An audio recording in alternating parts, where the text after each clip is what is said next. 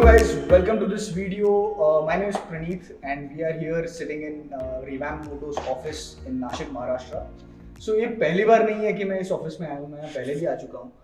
यहाँ के फाउंडर्स मेरे काफ़ी अच्छे दोस्त हैं और इसीलिए एक स्पेशल वीडियो है इनका स्टोरी, इनका स्ट्रगल दिखाने के लिए कि इन्होंने कैसे जर्नी किया. आज ये काफ़ी, अभी मैं 1 साल से इनको जानता हूँ, 1 साल में मैंने इनका जर्नी बहुत क्लोजली देखा.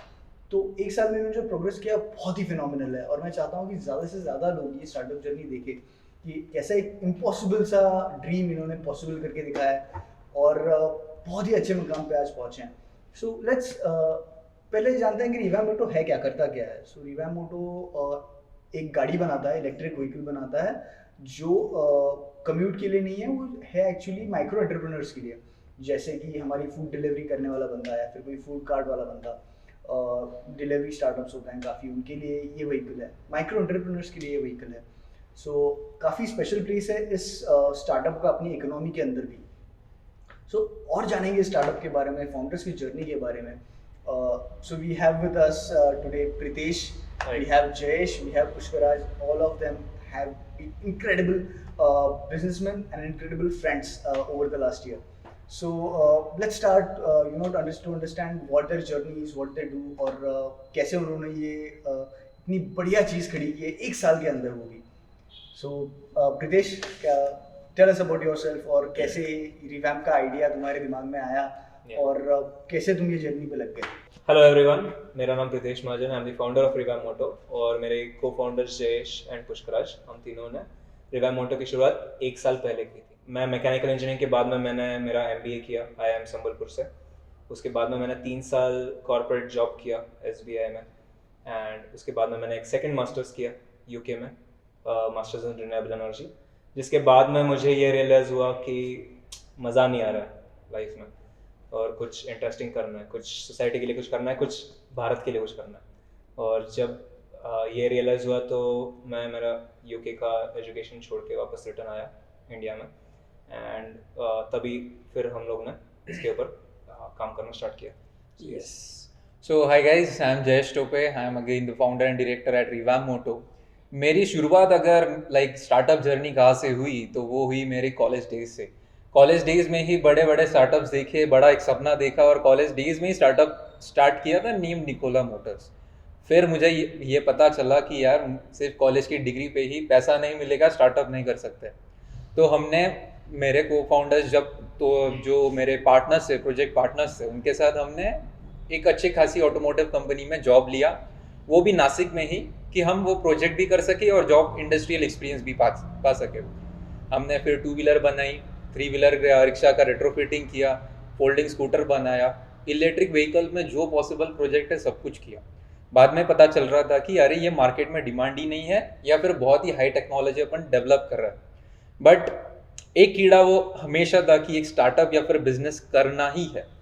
तो फिर धीरे धीरे मेरी जो 8 लोगों की टीम थी वो कम हो गई. बाद में फिर मैं अकेला ही था, बट मुझे बिजनेस करना ही था. तो एक मैंने स्टार्टअप स्टार्ट किया कोरोना पीरियड में. It is named as Vegito farms.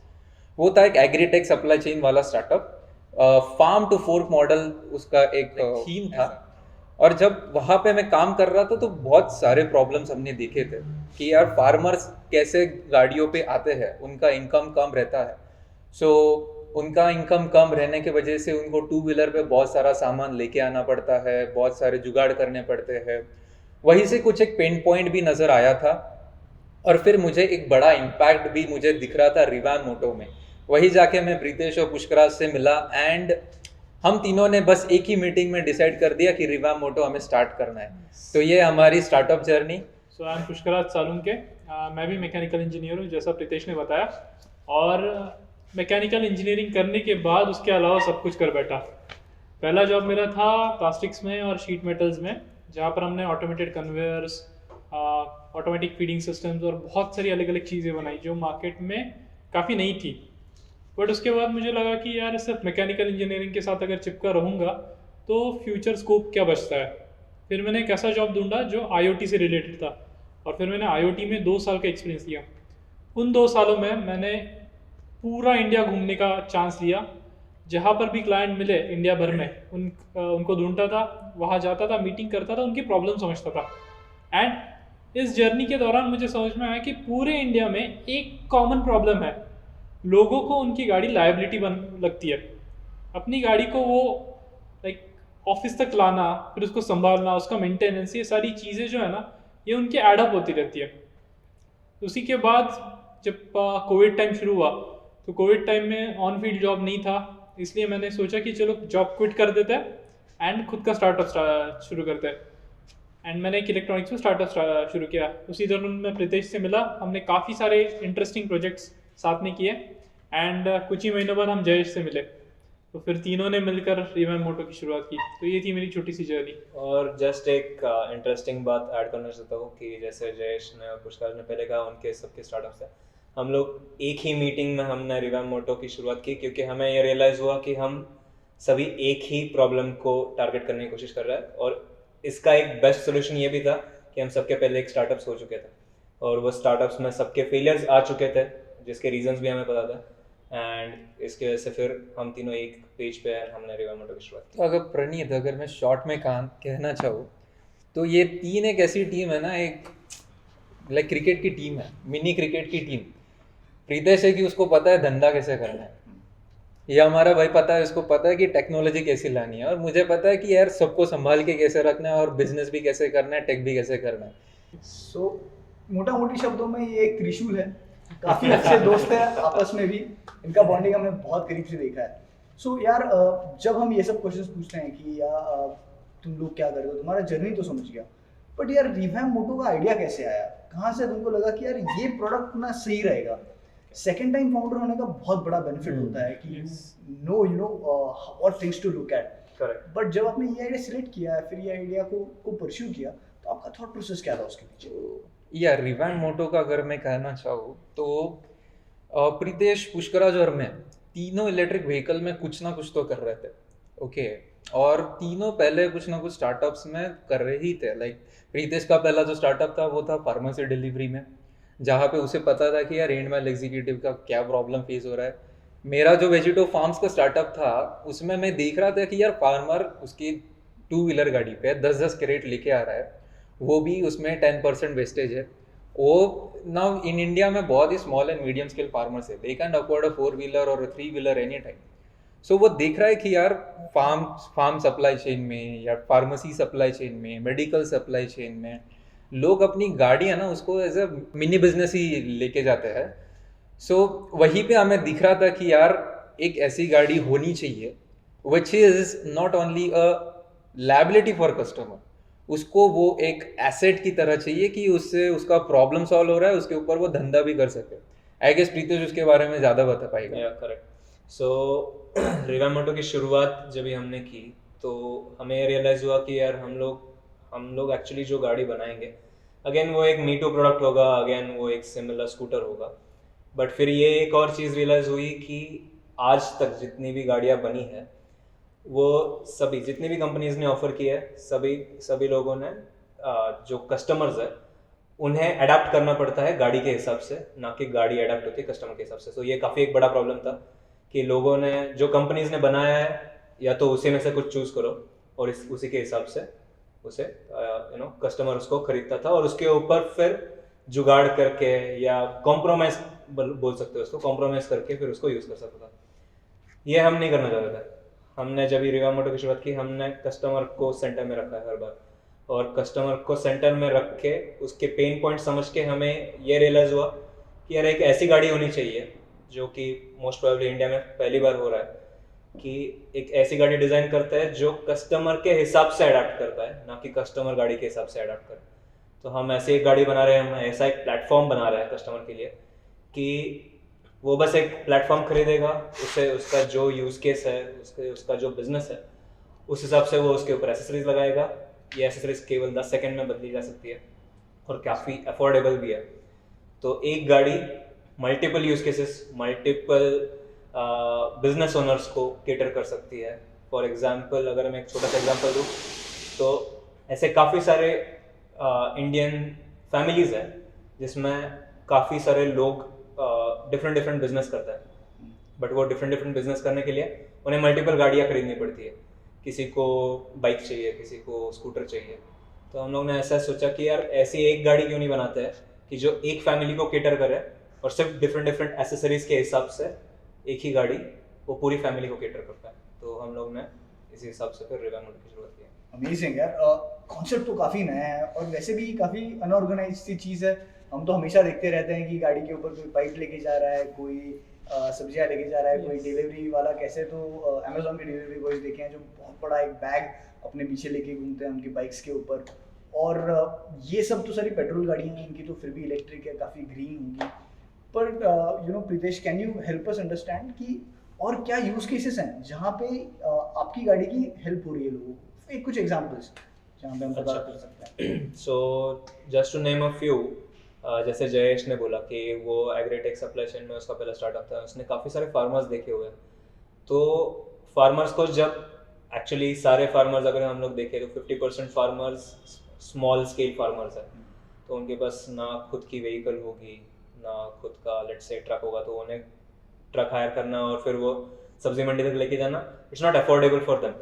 तो उसके लिए वो क्या करता है, उनकी बाइक पे ही कुछ जुगाड़ करके फैब्रिकेट करके उसके ऊपर फिर सारे क्रेट्स वगैरह लेके जाके ट्रांसपोर्ट करता है। बट उसमें प्रॉब्लम ऐसा होता है, जैसे जयेश ने पहले मेंशन किया, कि अप्रॉक्सीमेटली 10% एक्सीडेंट्स इंडिया में सिर्फ ओवरलोडिंग की वजह से होते हैं। एक्चुअली मैं KPMC मार्केट के काफ़ी करीब रहता हूँ। यस। और मेरे घर के सामने से ही काफ़ी सारी वेजिटेबल एंड फ्रूट्स की गाड़ियाँ हर रोज़ जाती है।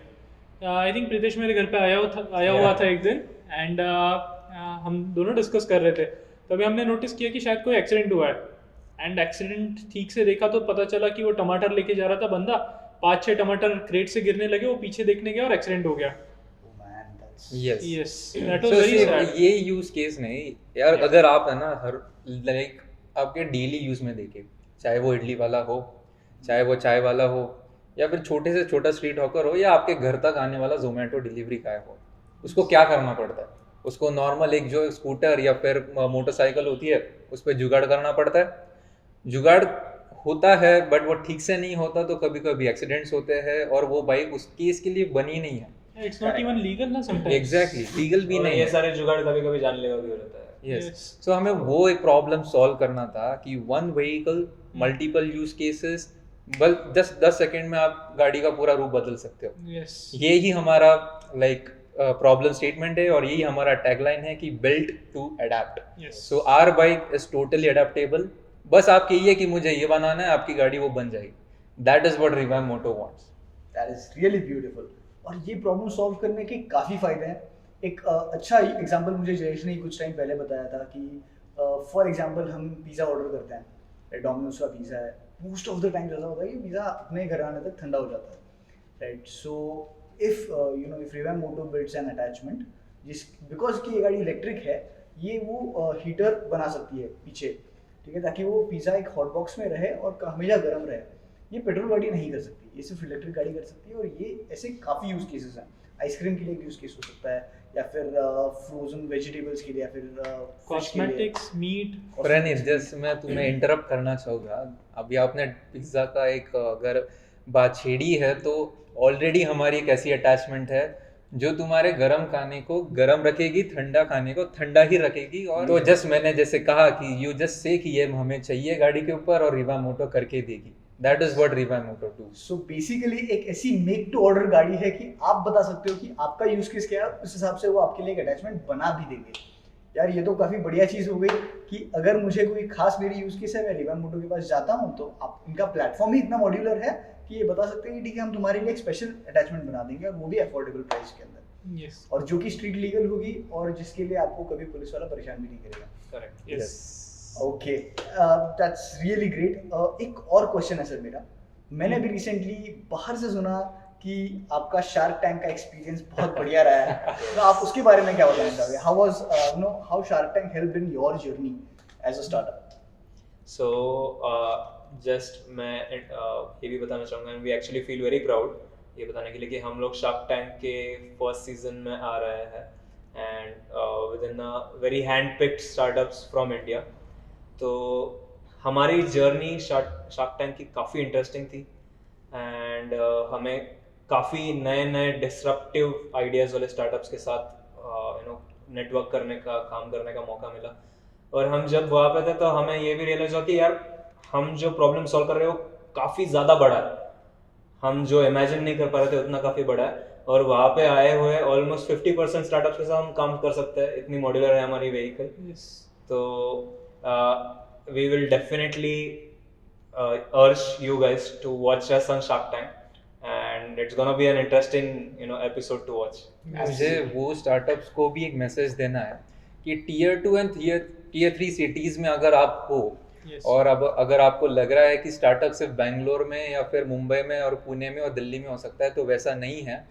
शार्क टैंक जैसे प्लेटफॉर्म ने हमें परखा फ्रॉम टीयर 2 टीयर 3 सिटीज़। हमने काफ़ी सारे उनके फॉर्म भरे, ऑडिशन दिया, और ऑडिशन जिनके 15 मिनट चल रहे हमारे 2.5 घंटे चली। Yes. और उसके बाद हमारे स्टार्टअप के लिए लिटरली शार्क्स झगड़ रहे भी थे। तो ऐसा नहीं है कि टीयर 2 और टीयर 3 सिटीज़ से कोई स्टार्टअप बिल्ड नहीं हो सकता। रिवैम मोटो वो कर रहा है, रिवैम मोटो वो करने वाला है।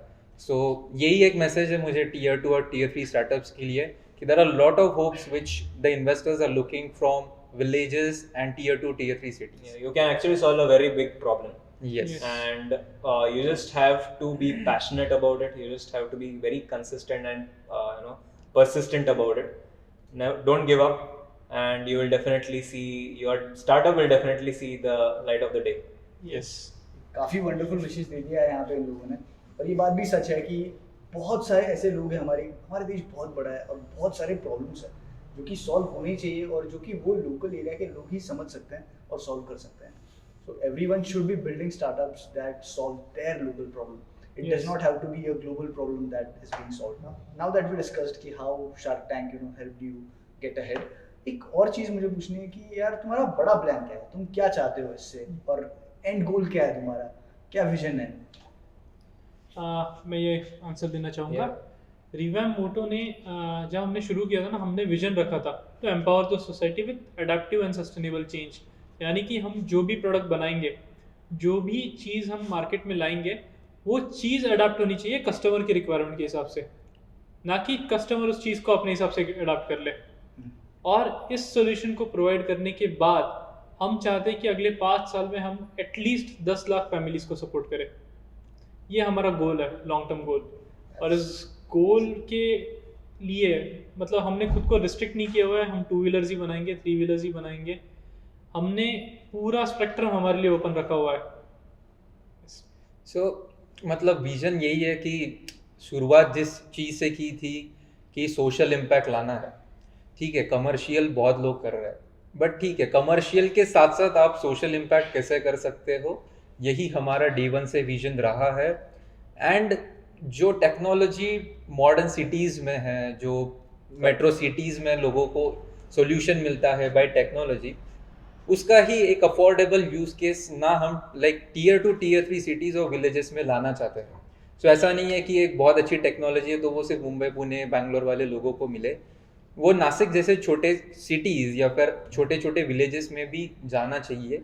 यही हमारा विजन है, और आने वाले 5 सालों में हमें 10 लाख लोगों को एम्पावर और इम्पैक्ट करना ही है। यही रिवैम मोटो का विजन। करेक्ट। एंड ऑल्सो एक और चीज़ ऐड करना चाहेंगे कि हम काफ़ी प्राउड फील करते हैं कि we are a part of India, and India ने इतना सारा किया है अपने लिए to give back to the society, to give back to the country. हमने रिवैम मोटो की शुरुआत की थी, एंड हम उसी गोल के ऊपर चल रहे हैं कि how we can give back to the society.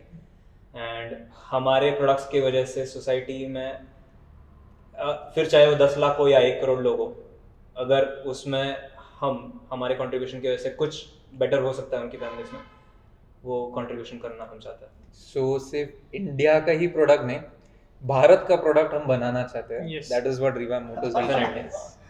Okay, this is such a wonderful thing. ऐसे कितने स्टार्टअप्स लगेंगे इंडिया के सारे प्रॉब्लम सॉल्व करने के लिए, बस सोचो। और कितने प्रॉब्लम्स है जो सॉल्व हो सकते हैं। रिवैम तो सिर्फ एक एग्जांपल है। काफ़ी एक अच्छा इंस्पिरेशन रख दिया है रिवैम मोटो ने सबके सामने। और ये इंस्पिरेशन तो आप शार्क टैंक पे तो देखोगे ही कि इतना बड़ा प्लेटफॉर्म पे इतने लोगों को इंस्पायर करेगा ये स्टार्टअप। और मैं काफ़ी प्राउड फील करता हूँ कि मैं इनको पहले से जानता हूँ, इनका जर्नी मैंने बहुत क्लोजली देखा, इसीलिए कि मैं वो समझ सकता हूँ कि ये कहाँ से आते हैं, इन्होंने क्या देखा है, क्या स्ट्रगल किया है। सो ऐसा नहीं था कि आज इनको जितना इम्पोर्टेंस मिल रहा है पहले दिन से नहीं था। काफ़ी ऐसे पॉइंट्स थे जब इनको ऐसा लग रहा था कि नहीं यार ये नहीं हो सकता।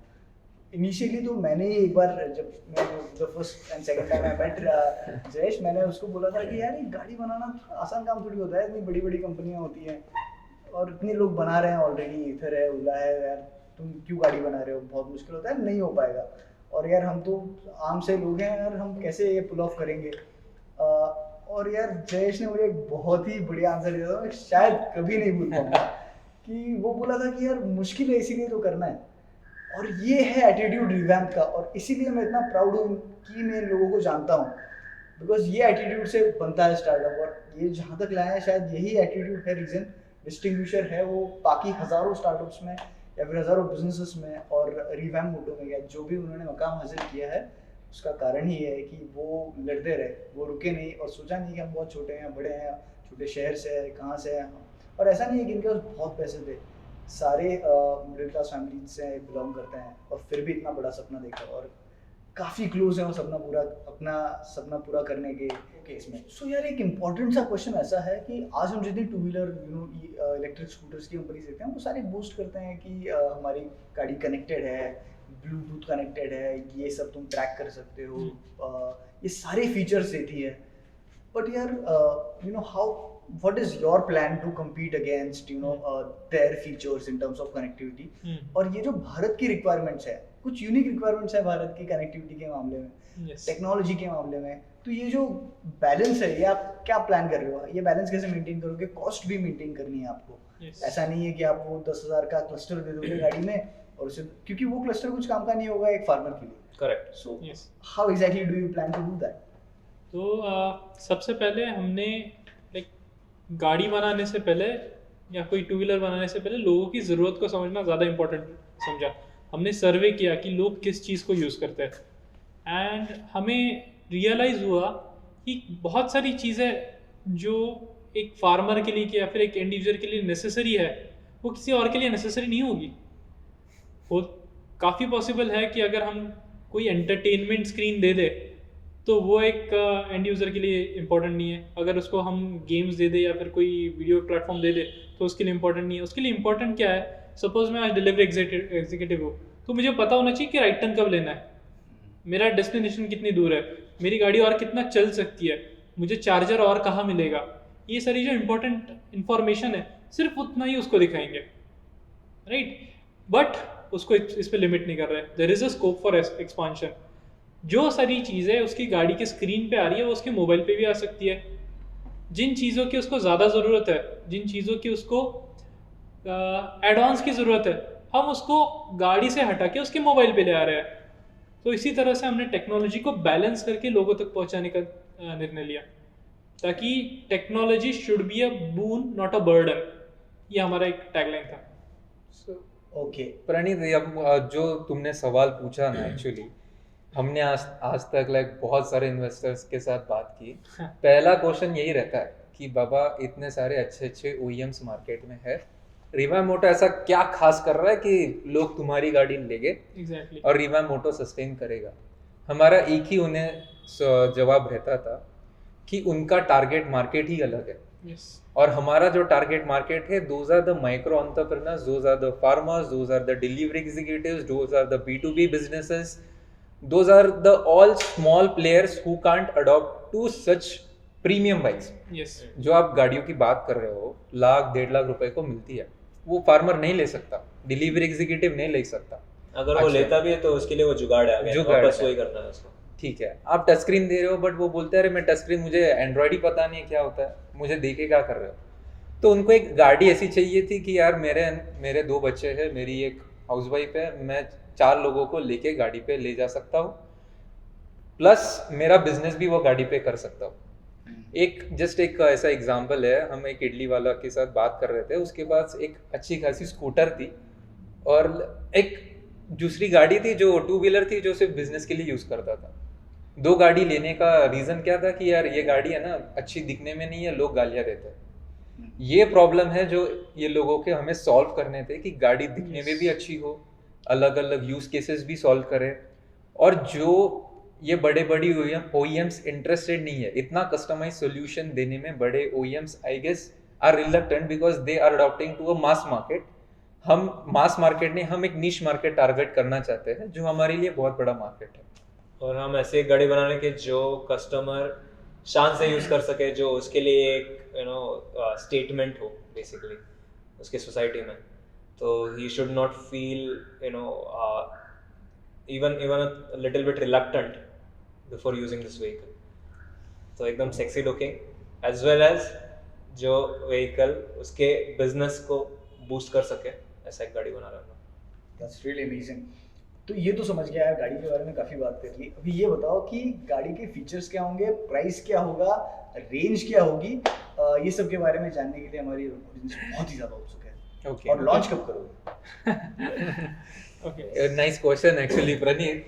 काफी, क्योंकि अभी मार्केट में सिर्फ लोग यही पूछ रहे कि गाड़ी कब लॉन्च हो रही है और हमें मिलने कब वाली है। हमें लिटरली शटर पे लोग आके पूछते हैं कि यार गाड़ी तुम्हारी रोज टेस्टिंग पे देख रहे हैं, रोज आवाज आ रहा है, रोज थ्रिल आ रहा है, तुम गाड़ी बेचोगे कब? हम लाइन लगा के खड़े हैं, हमको लोगों को बताना पड़ता है सॉरी सर जी टेस्टिंग चालू है, 2-3 दिन बाद वापस पूछिएगा। तो यहाँ से हमारी शुरुआत होती है। वैसे गाड़ी के स्पेक्स अगर मैं आपको बताऊँ तो गाड़ी दौड़ती है 70 की स्पीड से, और गाड़ी का मेन फीचर उसका एक्सेलरेशन है। अगर आप देखोगे ये जो गाड़ी है वो सिटी यूज़ में या फिर ट्रैफिक यूज़ में होने वाली है, एंड इस यूज़ में आपको ज़्यादा स्पीड की ज़रूरत नहीं पड़ती, आपको ज़्यादा एक्सेलरेशन की ज़रूरत पड़ती है। तो एक अच्छा खासा एक्सेलरेशन, 70 की स्पीड, लगभग 140 किलोमीटर की रेंज और 200 किलो तक ले जाने की क्षमता, ये हमारी गाड़ी की खासियत है। और सिर्फ यही नहीं, 140 किलोमीटर की रेंज के साथ आप बैटरी पैक एज इन्वर्टर है। आप बताओ मुझे लैपटॉप चार्ज करना है, आप लैपटॉप चार्ज करो। आप बताओ मुझे स्टीमर लगाना है, आप स्टीमर लगाओ। आप बताओ मुझे म्यूजिक सिस्टम लगाना है, म्यूजिक सिस्टम लगाओ। तो battery as a power house, ये हमारा मेन कंसेप्ट है। और जो हमारे पुष्कराज भाई ने बहुत लाइक मेहनत करके टीम के साथ बनाया, that is the patent that we have.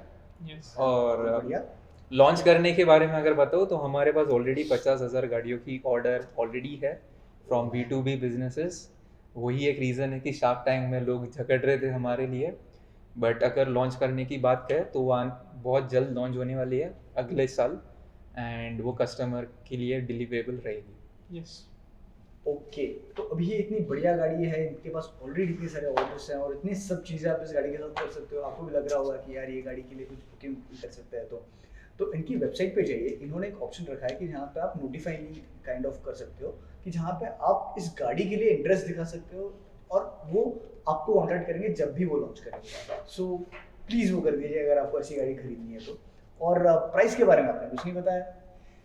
Yes, so price की बात करें तो अभी हम लोग एक स्ट्रिंजेंट प्राइस के आसपास पहुँचे नहीं है, बट मोटा मोटी अगर एक फिगर देना है तो सब्सिडीज कंसिडर करके 55,000 से लेके 60,000, मैं वापस रिपीट करता हूँ, 55,000 से लेके 60,000 तक 140 किलोमीटर चलने वाली गाड़ी और 200 किलो वजन लेके जाने वाली, आपके बिजनेस को हेल्प करने वाली गाड़ी हम आपको देने वाले हैं। यार ये स्पेक्स और ये सारे जो अपने टेक्निकल स्पेसिफिकेशन होता है, ये तो सारे प्रीमियम हाई एंड गाड़ियों के हैं और काफ़ी बड़ी बड़ी ब्रांड्स हैं जो गाड़ियाँ लॉन्च कर रहे हैं, उनके स्पेक्स शायद इससे कम ही है या फिर थोड़े आसपास होंगे, बट काफ़ी सही प्रोडक्ट काफ़ी सही दाम में मिल रहा है और आई एम प्रीटी श्योर कि इसका काफ़ी अच्छा इम्पैक्ट होगा। बट एक इम्पॉर्टेंट चीज़ यहाँ नोट करने वाली ऐसी है कि इनका हसल जो है, इनका हसल बहुत नोटवर्दी है और ये स्टार्टअप ने इनसे इंस्पिरेशन लेना चाहिए कि कैसे एक प्रॉब्लम जो इन्होंने पकड़ा, शायद इतना स्केलेबल प्रॉब्लम नहीं था, शायद पूरी दुनिया को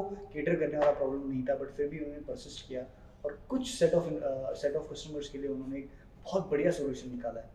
सो प्रीटी अप्रिशिएबल और मैं चाहता हूँ कि रिवैम मोटो बहुत बहुत बहुत बड़ा बन जाए। Thank you Vineet. Okay, it was very interesting to understand कि ये रिवैम मोटो कैसे बना और क्या इनका प्लान है आगे का। सो यहाँ पे वीडियो खत्म करते हैं। Thank you so much for watching till here. अगर आपको ये गाड़ी के बारे में और चेक करना है, नीचे डिस्क्रिप्शन में इनके वेबसाइट का लिंक है, उसके ऊपर सारा इन्फॉर्मेशन डिटेल्स में दिया हुआ है, गाड़ी के फोटोज भी हैं, राइट। हमारे नेक्स्ट चैनल को बिल्कुल लाइक शेयर सब्सक्राइब करें और कमेंट करें नीचे कि आपको क्या लगता है रिवैम मोटो जैसे स्टार्टअप क्या कर सकते हैं और कहाँ पहुँच सकते हैं, बिल्कुल बताइए। Thank you so much, have a good day. Thank you.